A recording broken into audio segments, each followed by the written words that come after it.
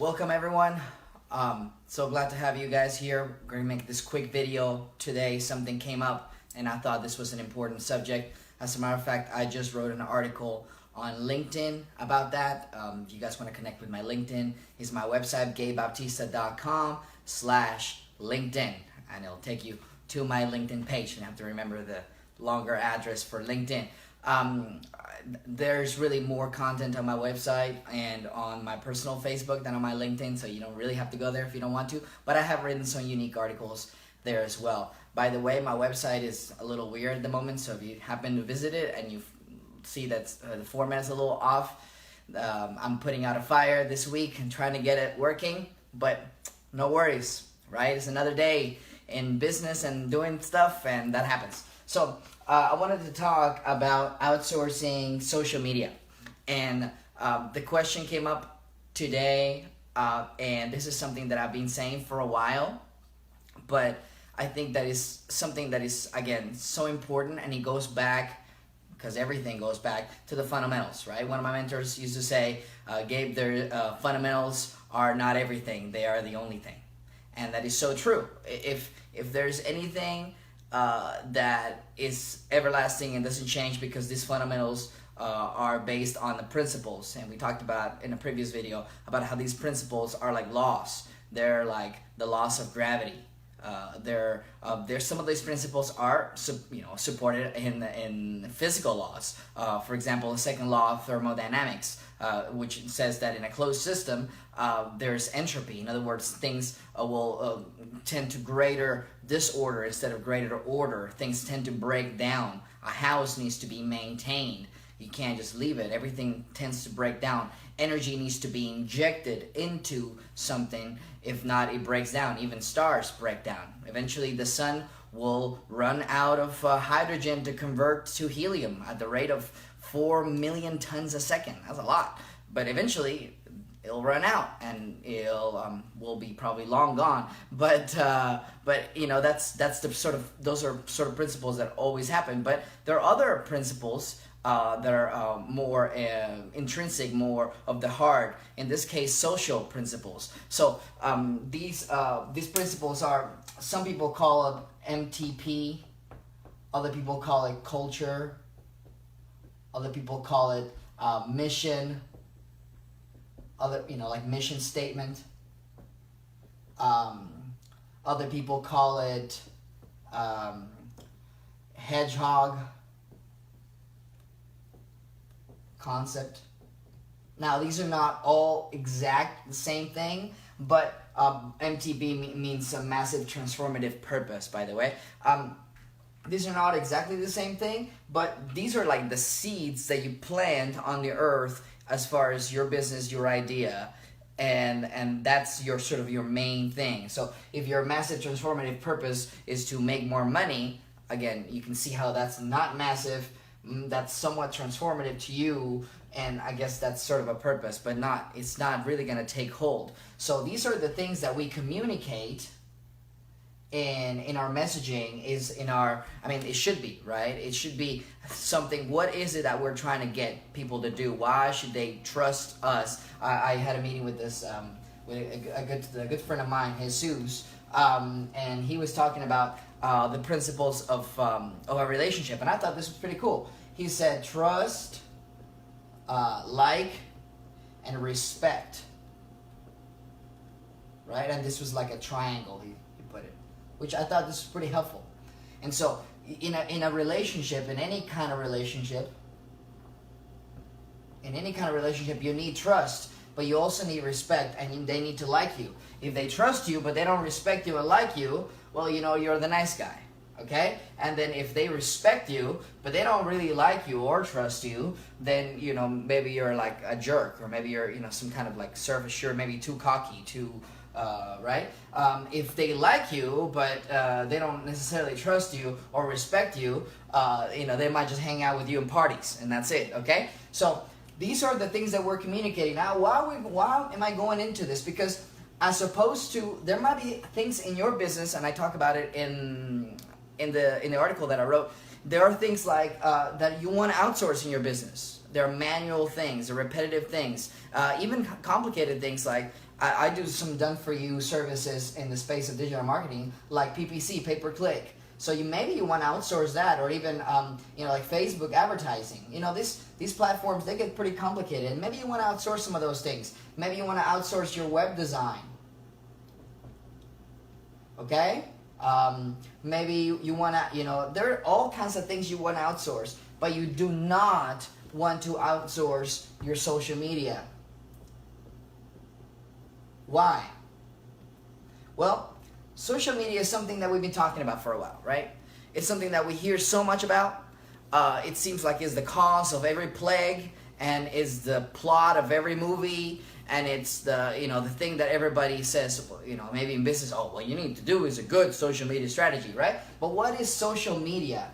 Why do we call it social media? Social. How important is this aspect?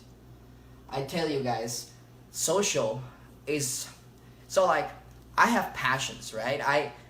There are many things that I'm passionate about, and in my spare time, when I have maybe free time, maybe just time to relax, I naturally gravitate to those things, right? It's one of my passions is football or soccer, and so I play about 3 times a week, and it's something that I think about, something I talk about. As a matter of fact, this weekend we'll be in the radio talking some football. So maybe I'll put a post up so you can check me out. Actually, it'll be in Spanish, but you can certainly ask me about it.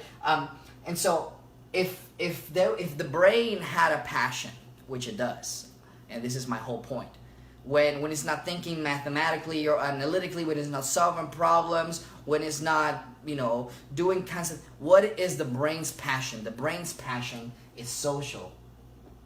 The brain's passion is to think about people, to think about oneself in the social context. This is the thing that, when was the last time you dreamt about a mathematical problem? No, we dream about people. We dream about social interactions. The brain is always rehearsing social things. In school, when they tell you, oh, be quiet, don't talk to your friends. Why? Your brain is, the kids' brains are wired to interact socially and to try to understand all these situations that will be vital when they grow up. But then they're stifled. They're saying, no, you shouldn't do that. You should solve this math problem, when really the skills that are really going to drive them in a lot of areas in their life will be social. So even though people are blaming social media of all kinds of evils, okay? People are saying, oh, social media is terrible and is ruining our kids. Look what we're doing to our kids, which I find that kind of like a weird statement. We are doing? Who's doing that? Like, who's the source of this? Look, this is just what is happening, okay? We have a network, an interconnected international network where people can talk to each other. And these tools, these technological tools, are just avenues to do what people have always done since the dawn of civilization, which is talk to each other and communicate and express and interact and listen and reply and all these kinds of things. That's what social media is doing. Now, is that good? Is that bad? To what point? What is the difference between a phone call and a text message? We have to realize that there are relationships right now that we're having that are purely digital, for whatever reason that might be. Maybe distance, maybe it's because we just met people from different parts and we want to keep up with them. Maybe it's because we don't spend as much time with our family as we would like, and when they post pictures, at least we keep in touch with them. Whatever it is. And so we must understand this, but in the context of our brain, especially in the context of our subconscious brain, it doesn't stop being social pain. In a blog post, if somebody insults you in social media, it can have a real hurt, a real impression in our heart and our mind. Okay, that this is real. So this is really a shortcut for companies in this case, and I'm talking about relationships. You're probably thinking, what is Gabe talking about? Because this is the same thing that companies do, which is a shortcut for those things that we talked about, for trust, for respect, for like. So you don't want to outsource this because this is you and it needs to come from you, okay? So here are my guidelines real quick, and I wrote those in the article real quick. So like for small companies, 10 to 100 employees, okay? It will probably take you anywhere between 2 or 5 hours, I mean tops. I mean crazy stuff. I think more like 2 hours a week to manage your social media. That is nothing. So you just want to have some guidelines and know what you're doing. But you can get somebody that's doing customer service to do a couple hours a week, not a day, a week, of some, a couple pictures and some posting on some what's going on in the company, because it needs to come from within. It needs to come from the message, the image, what you are about. Not some agency somewhere else that is sort of gonna make it up. And why? Because that will create incongruency, especially as smaller you are. Because if you have a company with 10 employees, chances are people are going up to your establishment and they're actually meeting those people and talking to them face to face. People are not dumb. Okay, we have a tendency sometimes as business owners, we'll just grab a pig, put some lipstick on, and we'll sell it. It's not gonna sell, okay? It won't. And so people are not dumb. People are going to catch up. It's like what Abraham Lincoln says: you can fool some of the people all the time, or you can fool all the people some of the time, but you cannot fool all the people all the time. Okay? So this is so true, especially when you're small. If you're small, you want to use how nimble you can be, how small and flexible, and you can pivot, and you can talk about all these different things and be really personable and go, do the one-on-one. So definitely do that, but definitely do in-house. Okay? When you have a company that is like from like 100 to like $4.99, then what you might really benefit is a strategy, a comprehensive strategy that unites all of your marketing. Okay, again, marketing is nothing else but communicating. Marketing is nothing else but meeting. As a company, or as an individual, or as a subset of your company, it's a way of saying you can trust me, you should respect me, and you should like me. That's it. It's a shortcut for that. When brands put out banners and stuff, what they're really trying to get you to do, at least subconsciously, is to think, this is a trusted brand because they obviously have the funds, they obviously have the technology, they obviously have the capacity to be here, so they must be good. Okay, but it's like we've been talking about. All these things are a little bit going away, and really people are looking for the authenticity. So in this case, I would suggest a strategy where you can make sure that all your marketing channels, whether there's social media, whether it's pay-per-click, whether it's SEO, whether it's in your website, whether it's in your printed stuff, in any communication, in your email marketing, everything is sort of uniform. And the voice that is coming out of your company is sort of is congruent. And it's giving one message, not mixed messages or things that that don't make any sense or are false. Because again, people will visit your establishment and they will see the facade and they will see the difference between this part of the business. Maybe you have really nice copy in your website, really nice images, but it's all stock photos and stuff, and you look behind and there's nothing there. And that's very important. If you're just and I wrote this in my article, if you're just a business, a carpet cleaning business, or I always pick on the carpet cleaning guys, but a carpet cleaner or a lawyer or insurance or financial planner, you are replaceable. There are 100 like you. But if you're a person that somebody trusts and likes and respects, or if you're a company that somebody trusts, likes, and respects, that's something completely different. Now you really separate yourself from the market. Now people are, thinking about you more with the heart, which is how they make decisions anyways. Okay? So from this size, I suggest a strategy. I help companies around this size. Some companies that are smaller do, they want some help in this area too. So sometimes we help them out too. By the way, I am pushing that survey, gabebautista.com/survey. If you could take my survey, that'd be awesome.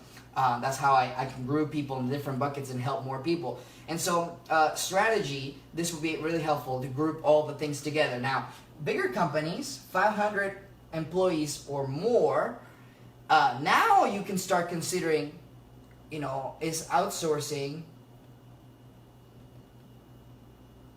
an option for us, okay? And even then, I suggest you do it in-house. I suggest you pick a team of people that will be just in charge of that. That will be hooked up really nicely to that MTP, those values, and make sure that they understand these sort of things. Now, for me, this is the ideal scenario. There will always be people that just want to get rid of it, and like I said, I can charge them for it. It's no problem. If they want to give me $5,000 a month to manage their social media, sure, it's no problem. But if they want my professional opinion, my professional diagnosis, is that they should stick to these principles. These are the things that drive, again, trust, respect, and like. And you should not just give that to somebody else to come up with a wonderful phrase like, we stand for great customer service. And maybe you don't have great customer service. Maybe your thing is something else. Maybe your thing is speed. Maybe your thing is reliability. Maybe your thing is price, which is not really a fun one. So I suggest you pick another one. But that's a different video. That's a USP video. You should watch it, by the way. It's a good one. And so those are the things that really we think about when we talk about social media. I could be wrong, right? This is obviously my opinion.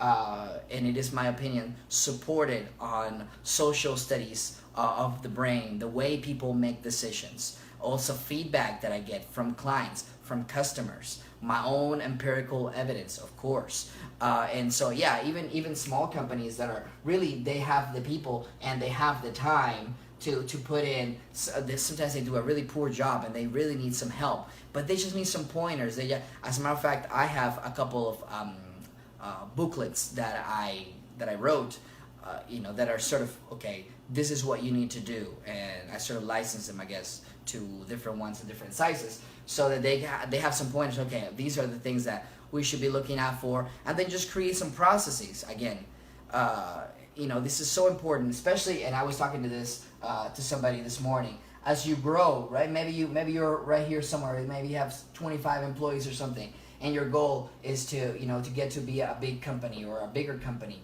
maybe not huge but bigger. And so if you're going this way, then you need to have systems in, not just in social media and marketing, right? In everything, to be able to sustain this growth. If you have 5 sheep, and this is what I was telling the guy this morning, if you have 5 sheep, you can feed 5 sheep any way you want. You can feed them by hand if you want. You can stand up, in your hands and feed the sheep if you want it.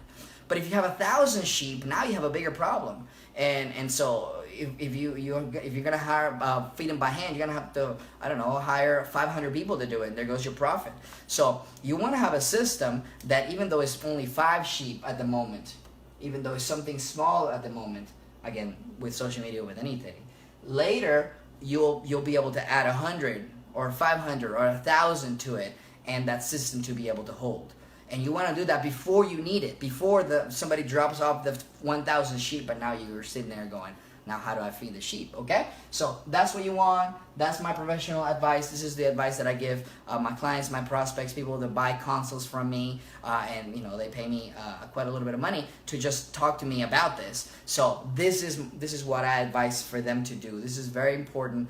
You don't want to sell that. There are other things in your business that you can outsource a lot easier, that have no impact, that are behind the scenes, bookkeeping, things like that.